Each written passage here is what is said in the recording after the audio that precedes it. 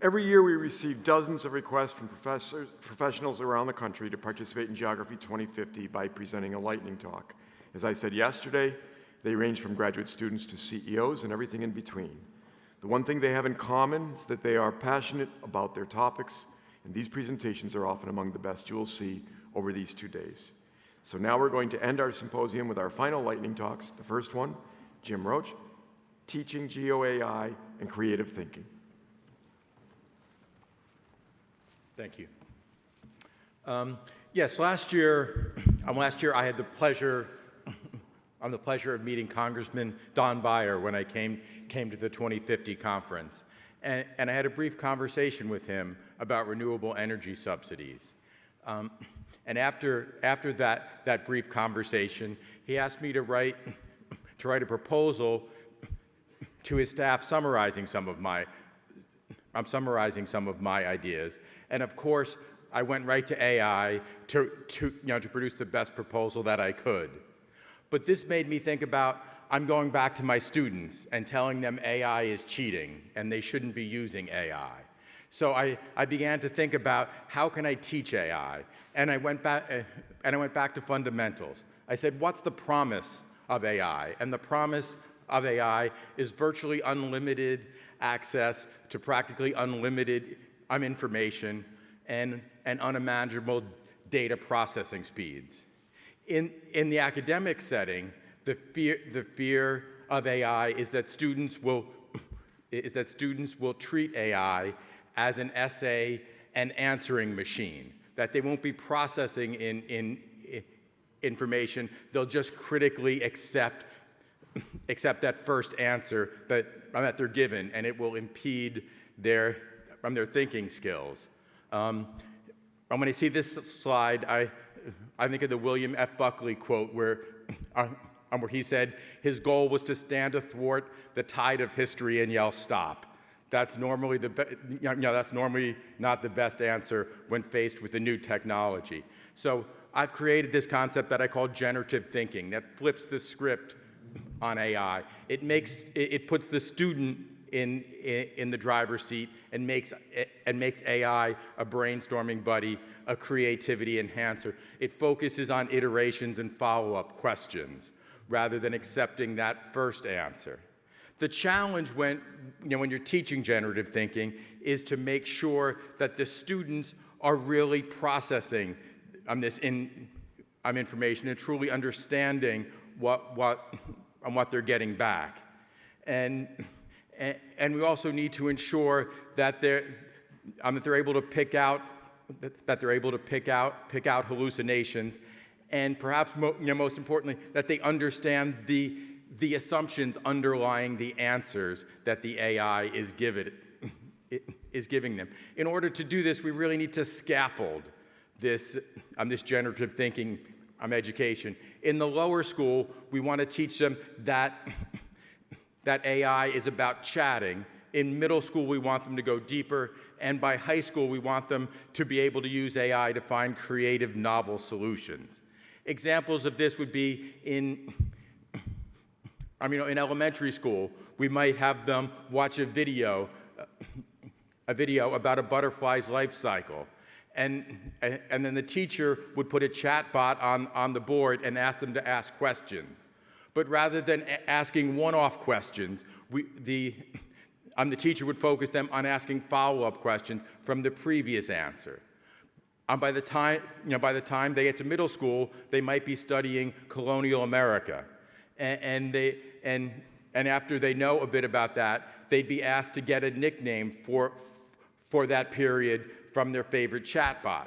But they would be asked to do several iterations of this and apply that knowledge that they learned about colonial America, and then finally write an essay about why they chose that particular answer. In high school, we give them an assignment where they're writing a white paper on the homelessness crisis, and they would need to pick a particular topic, nutrition, drug addiction, something like that, and they would get one period to research it and to really go deep, and another class to write an in-class essay. They would be graded on how deep they go and how novel their solution is. Of course, we would have to teach them that the sources of the AI are really important. And as I've been doing this, I've begun to see GeoAI as a great partner in teaching generative thinking. It's inherently project-based. You have to know what you're doing. You have to know the scope of the project. You have to really go into it. And we've begun to do a couple of GeoAI projects, and we hope to do more. Thank you for your time.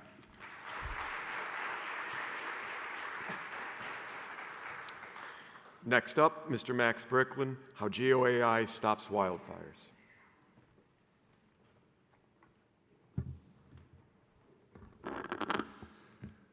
Hello, my name is Maxx Bricklin, CEO of Stop Fires, and my plan for the next 5 minutes is to convince you that by 2050, GeoAI will stop the overwhelming destruction caused by wildfires.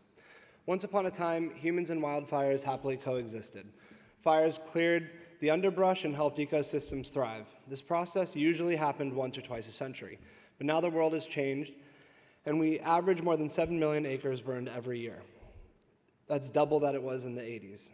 Heat domes, mega droughts, and wind corridors are reshaping geographic risk faster than institutions can update their maps.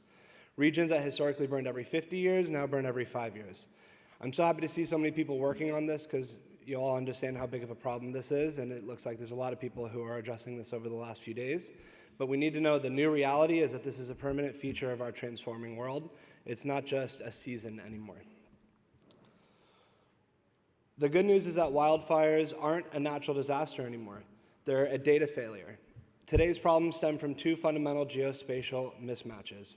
The first, the world's current fire mapping is one-dimensional, but fire moves in 4 dimensions: horizontal, vertical, terrain, and time. The second problem is that maps are episodic, and they update every minute, hour, or sometimes days. But fire is updating every second. A fire can burn thousands of acres in the time in between data acquisition, so we need continuous data streams. But for hundreds of years, cartography assumed Earth's surface changed slowly because we didn't have the tools to measure it any differently. Now satellites are passing every few minutes, maybe every few hours. Quadcopter drones are being dispatched to an incident and back within 30 minutes to upload their SIM cards and then send out a PDF map to the people who need it. And we still are relying on people visually from a vantage point describing incidents. It's just not good enough. We can't effectively coordinate teams, aircraft, and drones on top of that data. So how are we going to get to this continuous 4D data stream?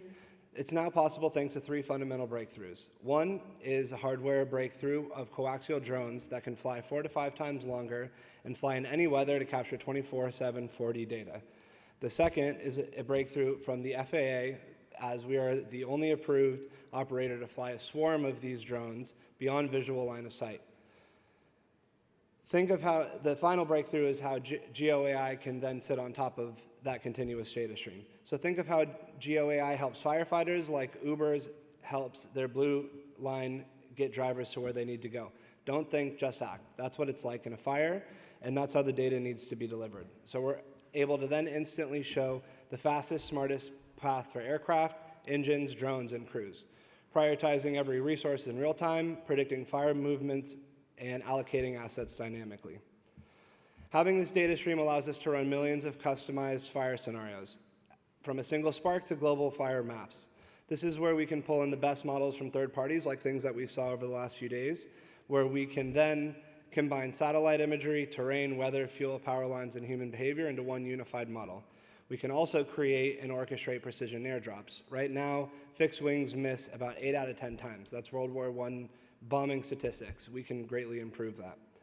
Finally, runaway fires are rarely a surprise. They're preceded by detectable micro-events that we are currently just incapable of getting the data and time to properly react to, but we know it's there. Now we can have that 24/7 data stream of 4-dimensional data coming in even during the windiest and the most at-risk times, allowing the systems to constantly monitor for things like electrical harmonics, conductor oscillation, electrical line pressures, thermal anomalies, gust formation, and embers. GeoAI then identifies the precursor before the ignition and allows it to act.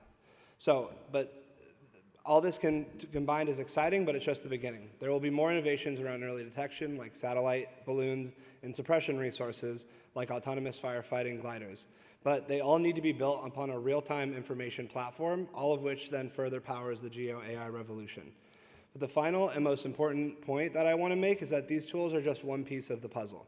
The most important part comes down to the people in this room, the community. People and education is what will make these breakthroughs impactful. We need to unite around human ingenuity first, then combine our tools and our data so that we can control every fire by 2050. If you have any ideas on how to help stop fires, please email me or text me, and thank you for having me here.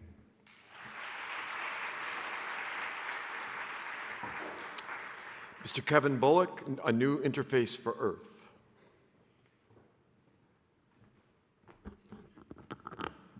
Hello. Hi everyone.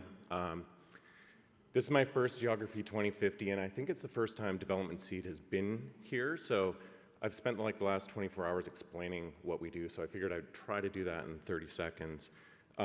We are a small team of about 60 software engineers who build open source platforms, tools, and code as a service. So if you go to our website, you will find no products, no subscription pricing.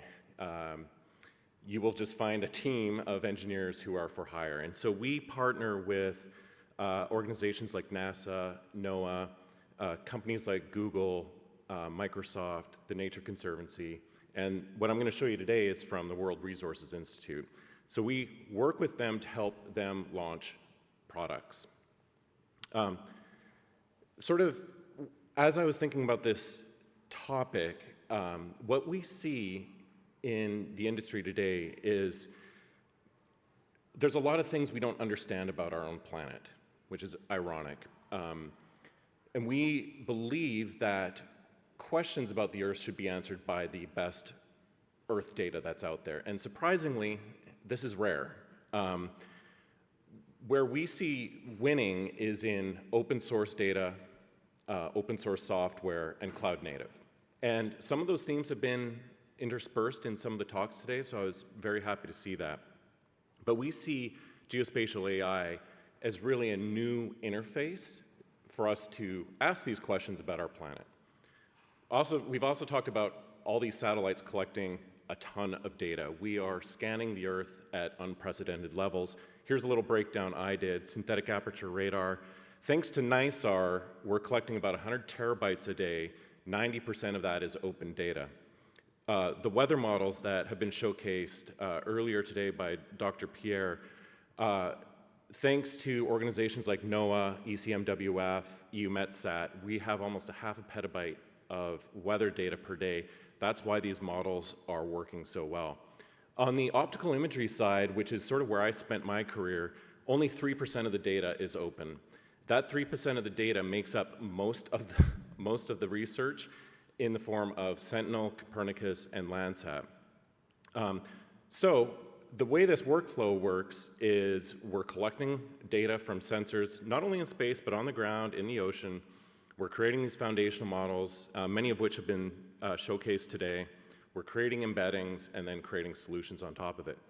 Now, the super nerdy thing that underpins all that are these open source frameworks, protocols, and standards that Development Seed, we work on maintaining these, and we work with a giant community around the world to set these standards. Standards like STAC, which is Spatial Temporal Asset Catalog, ZAR, which is chunked data in a multi-dimensional array. It's a way of quickly accessing data to do analysis and geospatial AI.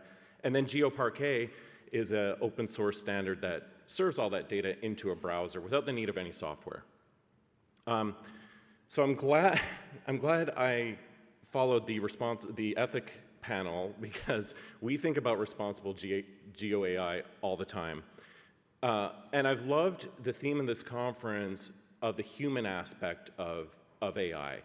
Humans are building those sensors, we're building this technology, we're building the agents, and the AI is kind of serving us. So it's like a big loop. Like, there has to be humans in the loop. I'm sorry. If your AI is in a black box, that's something, personally, I don't want to be a part of, and probably our company is not going to want to be a part of. So we believe in being open and transparent. That's why I said all the code we write is open source. You can find us on GitHub with over 600 open libraries. This is an example of something we spent the past year working on with Land and Carbon Lab, and Nadine missed this in her timeline, so I'm really sad about that. This is Global Nature Watch. Please go to globalnaturewatch.org. It's free and open source, and there's a private beta right now, and it will go publicly launched later this year, probably in December. Land and Carbon Lab is a joint initiative between the Bezos Earth Fund and the World Resources Institute. And this is a interface that is trained on nearly 100 global data sets on the Earth's landmass. And as you can see, is an interface that are similar to other agents out there, where anyone in the world can ask any question in their native tongue.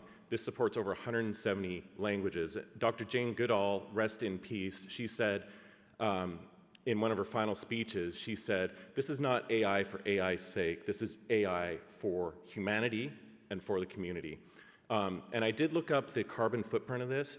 WRI believes that the net effect of the learnings and the applications that will come out of this platform will offset, and in a positive way, any carbon emissions. So it's something that's been very diligently looked at. And one query has a carbon footprint of 2 grams of CO2. I don't know how to convert that into water bottles, but the water usage was shocking to me. So this has a very small carbon footprint, and we're trying to minimize that and optimize it as much as we can. But this is the type of work we are doing. We have several projects like this that we're working on with various partners around the world. It's very exciting work, and the way we've sort of learned about GeoAI is actually by building it. There's a lot of theoretical out there, a lot of white papers, a lot of pontification, but what we found works best is actually building it. So if you're interested in this, like I said, globalnaturewatch.org, or you can talk to me, or if you want to talk about any other initiatives like this, please find me on LinkedIn, or look up Development Seed on GitHub, or of course on the internet. But thank you very much for your time.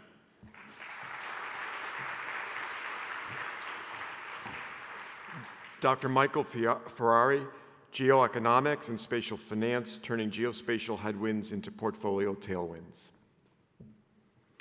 Thanks, everyone. Well, I'm going to take a talk, a slightly different topic, different approach than most people have been talking about, and really think about how can we take a lot of the great things that have been discussed over the last couple of days and put it in the hands of investors. So, the technologists in me could listen to these talks all day. Unfortunately, the boring part of my job is really to sit in the middle between all these wonderful developments that are happening and what's actually happening in terms of where capital is being deployed and how financial decisions are being made with geospatial information. So one thing that should be clear is a lot of people, when they start to think about how this information is being used in finance, it automatically goes to trading, right? And what we're trying to do is really shift this dialogue to investing. It's not necessarily trading. Trading is kind of taking, we've all heard of the examples of credit card data and foot traffic data and trying to time quarterly earnings around that. And we're talking about something different. We're talking about a long-term, long-duration cycle where we're really just kind of in the early stages of that. And geospatial really has a fantastic part to play in how this quantamental, investing used to be very discretionary, where fundamentally driven. It moved towards algorithm or quantitative investing, and now we're kind of at this space in the middle. So the word's quantamental. It's not a great word, but it kind of blends both, and that really is a wonderful place for GeoAI to sit.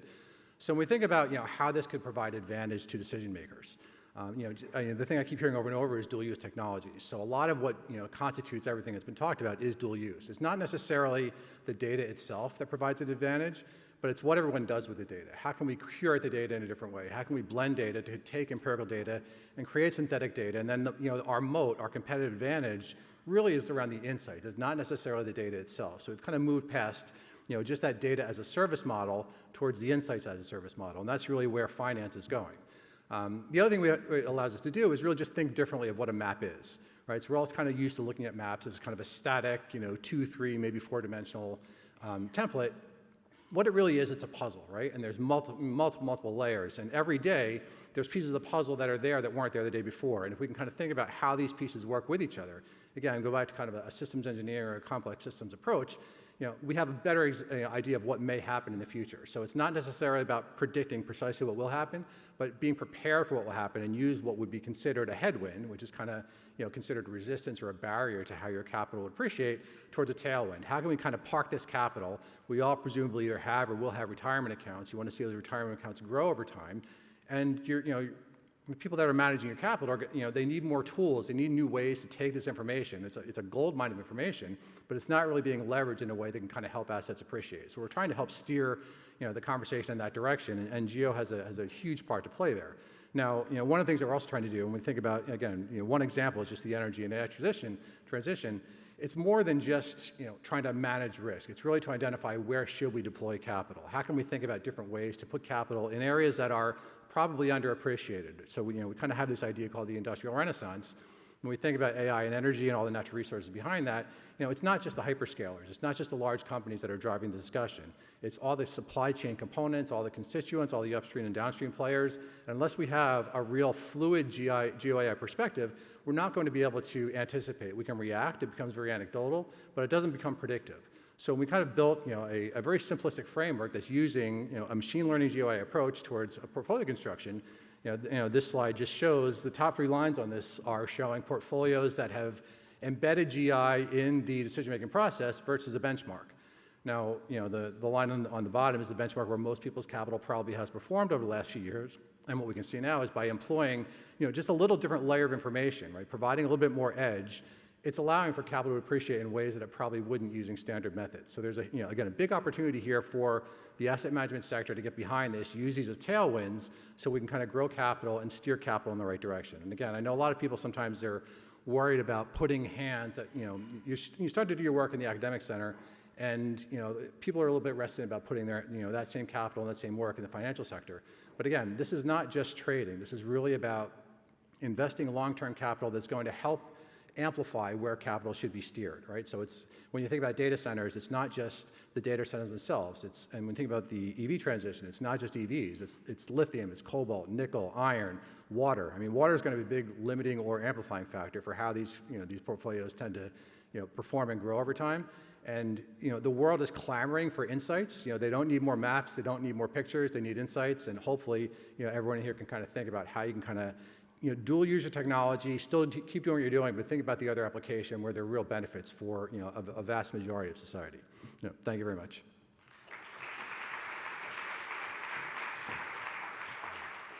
Dr. Jennifer McWhorter, Oceanographic AI, Biogeochemical Insights in the Gulf of America. Great. Thank you for being here. I'll be talking to you about oceanographic AI.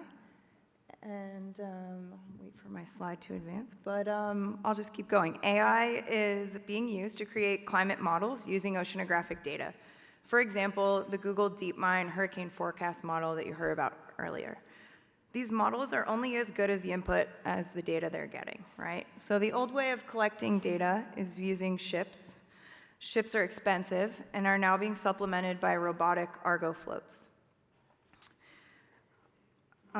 which cover vast parts of the ocean, which are essential for predicting the future weather and climate of our planet. There's an array of approximately 4,000 floats globally, diving to 1.25 miles every 10 days, sending a pulse on the ocean's health in many different ways.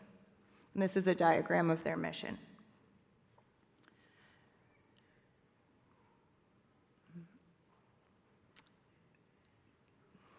The ocean absorbs 90% of Earth's heat. Argo temperature profiles are pictured in the plot on the left there, and they clearly show this warming trend, especially in the subsurface. Together, temperature and salinity data help us track evaporation and precipitation and understand changes to major ocean circulation, which is driven by density shifts. Collecting nearly 460 profiles in the Gulf of Mexico, biogeochemical Argo floats track unique features like eddies. These are large vortexes in the ocean where upwelling eddies are cold and rich in nutrients, and downwelling eddies are warm and salty. The floats are often entrained in the Mississippi River plume and sometimes hurricanes. These data improve our understanding of the carbon cycle and climate impacts on ecosystems. By grouping these plots by eddy type, we can start to establish climatologies. Temperature and salinity, for example, are key to understanding impacts to corals, coral bleaching and mortality in particular through warming temperatures and increases in stratification, also threats from hypoxia.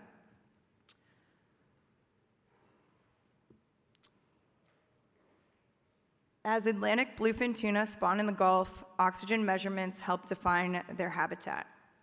Low oxygen levels can restrict the vertical depths that they use, posing a threat to the stock.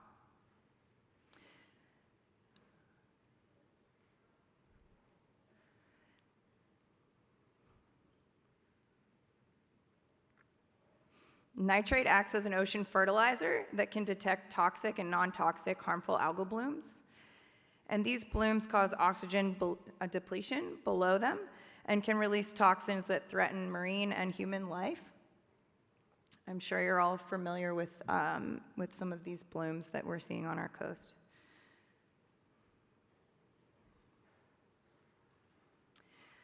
The ocean's absorption of carbon dioxide is causing a drop in pH, also known as ocean acidification, which makes shells brittle.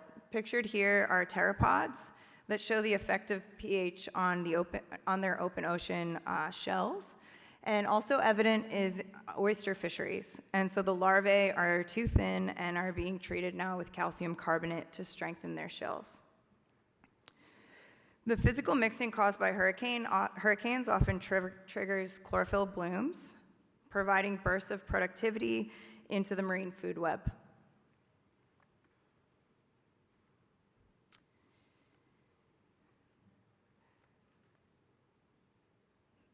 By measuring these sinking particles, such as the chlorophyll and also other particles in the ocean, these data help quantify the biological carbon pump. All biogeochemical variables from the Argo floats are essential for determining the overall carbon flux in the ocean. And in short, the ocean carbon budget is fundamental for predicting climate change, setting emission reductions targets, and assessing increasing threats to marine life. AI being used in climate models are only as good as what you put into it, and the data coming from Argo floats are foundational to the future of oceanographic AI. I hope this was obvious throughout the slides, and you saw a nice demonstration of the data set that we're collecting in the Gulf. This was an AI-generated image, if you can't tell. Yeah, thank you for your time. There's a rosette and then an Argo float in the ocean, so you can see what it looks like. Thanks.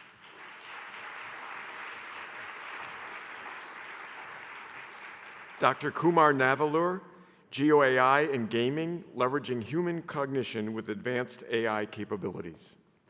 Thank you.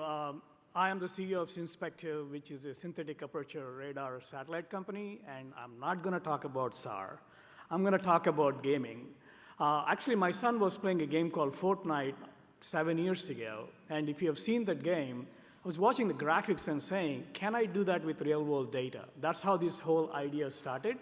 So when I think about it, the next slide will talk about the number of gamers. If you count the people who do Candy Crush, so I got to count all of those guys, there are 2 billion gamers across the globe, and I'm assuming a lot of you are as well.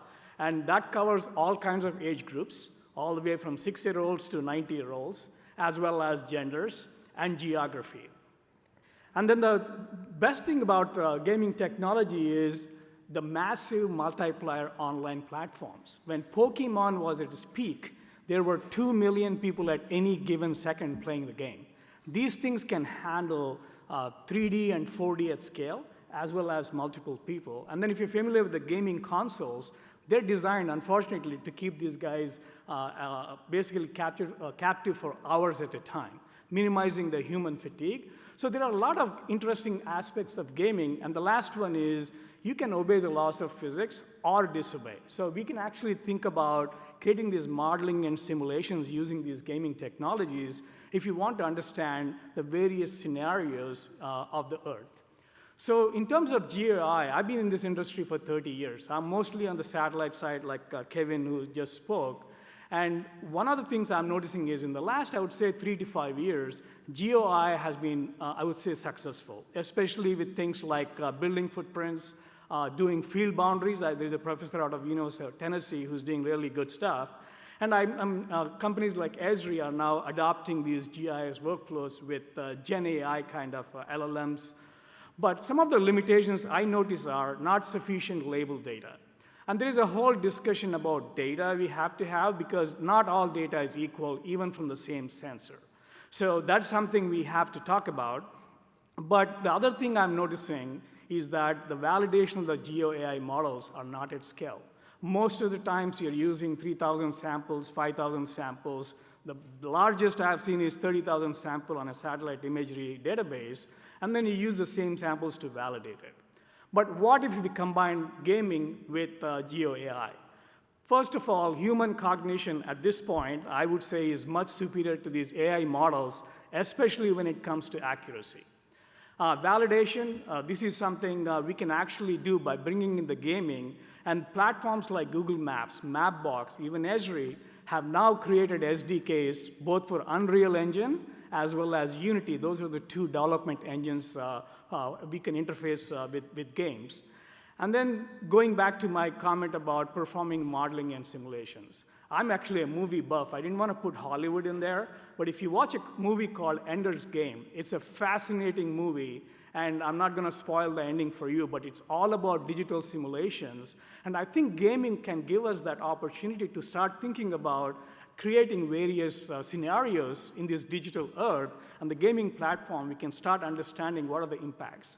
So my goal is if you can combine gaming with GeoAI, I actually have around 7 to 8 apps on my phone, and I can show it to you. I worked with youth mappers last year just to see, is my concept correct or not? Around 25 kiddos across the globe, they were mapping roads. It was a very simple application gaming app. Now I have apps where you can actually do labels. You can do validation of AI/ML models. But now I'm working on, can we actually start creating a description of every image tile on the planet? Believe it or not, with 3 billion gamers, or 2 billion plus gamers, we can actually do things at scale. So yeah, if you're interested, please come and talk to me, and I'll show you how we can leverage these gaming technologies to basically make GeoAI trustworthy and performance much better than what we're seeing today. Thank you.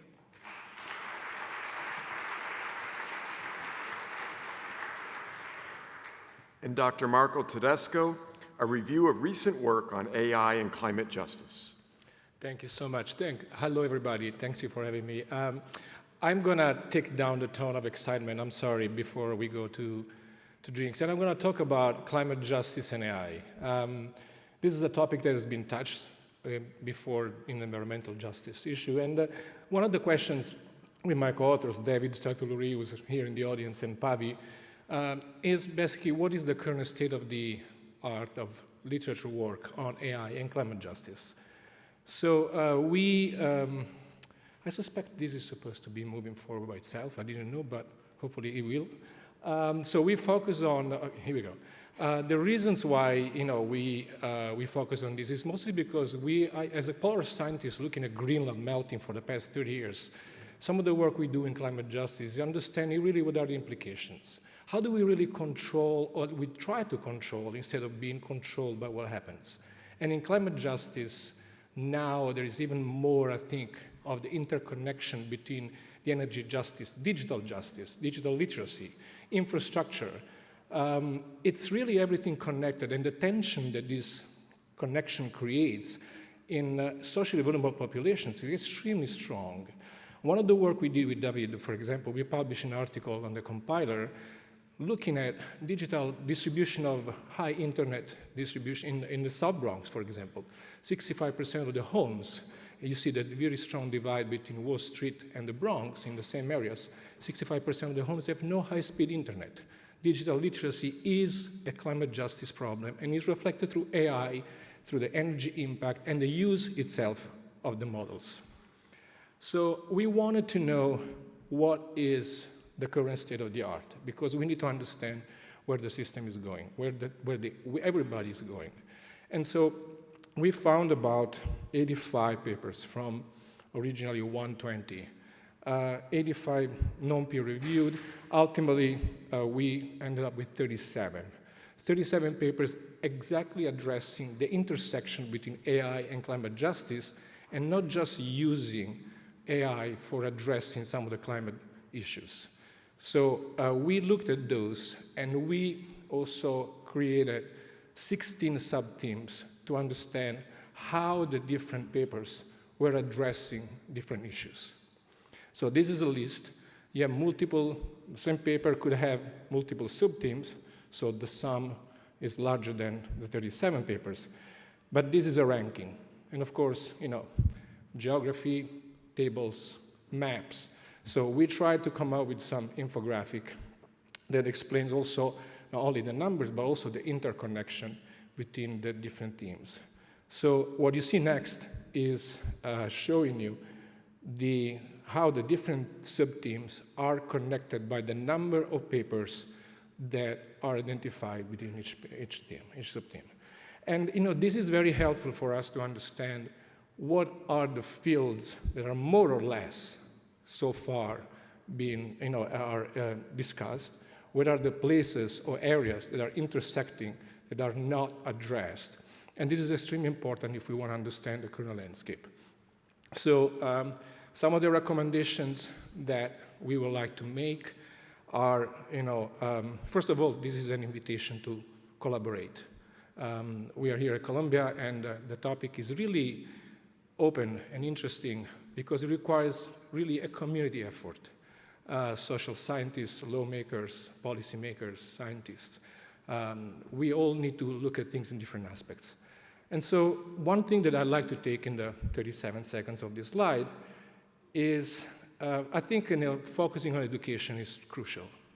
Focusing on education, understanding the consequences of the action, of the inaction, of giving chances of co-production, co-creation for those communities who are basically being exploited by the few. And we are not really responsible for that if we make something about it. And we can all do something about it, even just creating a culture that discusses AI and the role on climate justice in a critical way rather than accepting the consequences. So I wanted to thank the organizers. I wanted to invite everybody to join us. And my email is there. Thank you, David, for being such a great colleague. Thank you so much.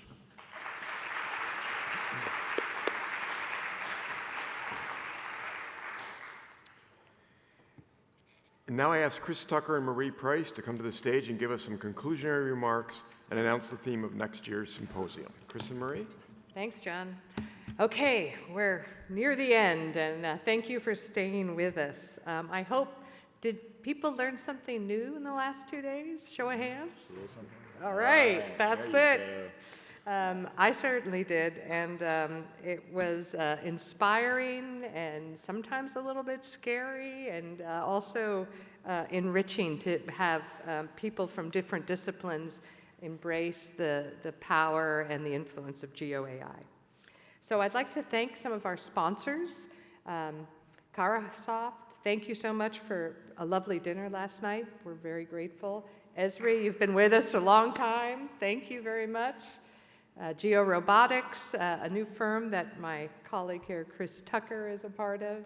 Trimble, a longtime sponsor. Thank you, Trimble. Black Cape, Aldi Leonardo. I don't think he's here now, but we'll probably see him tomorrow. Our silver sponsors, Entanglement.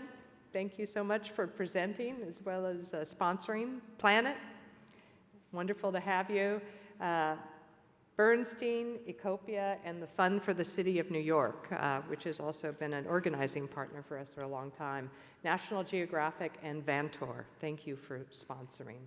And then we have our special supporters, relationships with Development Seed, USGIF, AAG, Open Geospatial Consortium, and Youth Mappers. So thank you all. Big hand.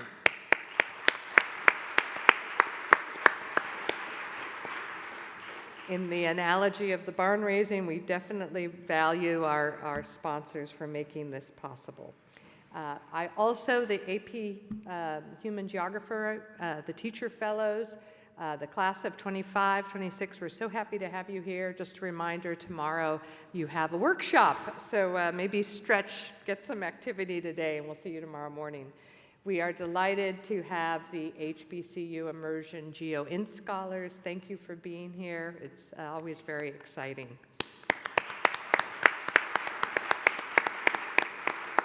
All right, I should have one more slide.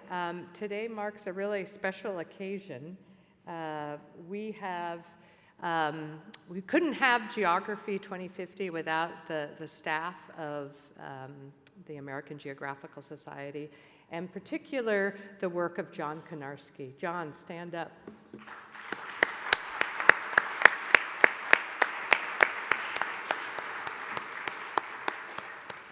I have known John for over 20 years. In fact, your kids were babies when we first met. You might not know this, but John served on the American Geographical Society Council for several years when he was on the International Council of Shopping Centers here in New York.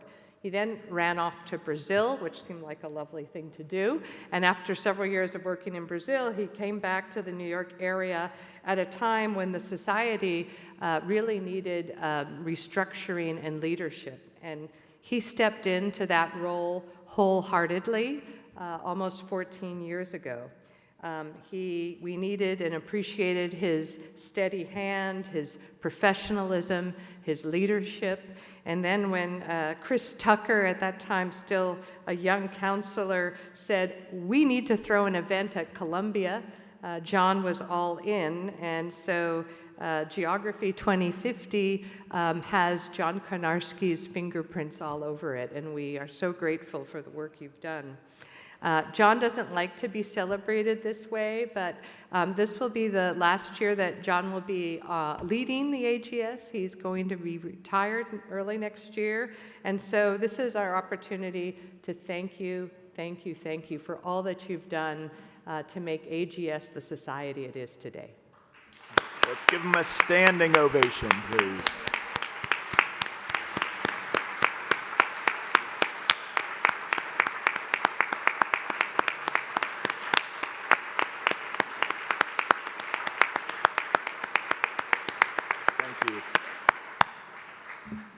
John's been a great partner in crime for Geography 2050 now for 12 years. I think the first time when we decided to do it, we had 94 days from concept to execution.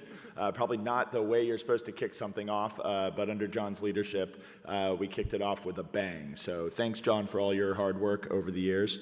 We appreciate everything you've done for us. Thank you. I have the additional set of thank yous. I'd like to thank our academic partners. We have many universities, ASU, University of Denver, I just call it GW because I live in DC, but the George Washington University Department of Geography and Environment, MIT, Colgate, and Planet ASAP. So, what? Did I get that right? So thank you so much. Your university is allowed to be a sponsor next year. So we'd love to have any of you involved. Thank you to our longtime partners at the Columbia Climate School. When this started 12 years ago, I happened to be a Columbia person, reached out to now AGS counselor Bob Chen, who recently retired, and he brought a wonderful person. Is Vilma in the room? Come on, is Vilma in the room? You've seen Vilma running around, who I actually knew when I was 19 years old, working in the provost's office at Columbia, and she worked in the president's office. So it was lovely to see her there, and she's been working tirelessly behind the scenes for 12 years on the Columbia team, along with Jennifer. Is Jennifer here? The whole Columbia team's outstanding. The folks behind, you don't even see the team back there, everybody with food service. The staff is fantastic and has treated us very well. So let's please give them a round of applause. Yeah, absolutely. And thank you to Dr. Alex Desherbinen, who's now joined the council and keeping this partnership strong. Thank you so much to the AGS staff. We actually got to see a little bit of James yesterday, but normally he's hidden behind there, and he has been all day. Thank you, James, for all your work. Ivana and Annika. Where's Ivana? Raising in Annika, Ivana, thank you so much. Now for the big reveal. If you haven't been here before, we unveiled next year's theme. Next year's theme is There we go. Africa. The theme is on Africa shaping tomorrow. This is the first time we have ever done a regionally focused Geography 2050, so we're trying it on for size. If anybody knows anything about Africa, as my friend Liz Lyon, who is a diehard Africanist, says, Chris, remember, it's a continent, not a country. It's a very large place that most of the Earth's landmass can kind of fit into. So it's going to be an exciting time next year. Please spread the word. Please save the date and make sure to be here next year. We are very excited. So we will be starting the barn raising tomorrow. So feel free to get involved. And what is GeoRobotics. I knew I paid for some alcohol. This is awesome. Everybody, we appreciate that you stayed till the end of all this. Give yourselves a round of applause. And through those doors, we have a reception. And just talk to everybody you haven't talked to yet, and I'll see you out there. It's great. Thank you so much.